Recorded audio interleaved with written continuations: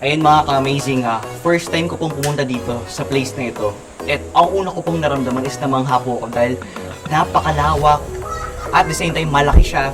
Ang peaceful nung lugar. Sobrang worth it mga ka-amazing kasi first time ko dito. Ang accommodating ng mga lokal dito, ang linis ng lugar. May mga tent ka, pwede ka magstay dito kahit ilang araw. Ang kailangan mo lang is pakikisama. Kailangan mo lang din ng budget and budget friendly po itong lugar na to. Wala pong duda. And worth it po yung pag-akyat kasi discovery to eh.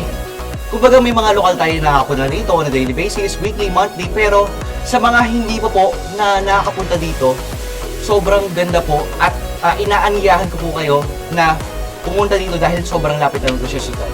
And ang masasabi kong worth it.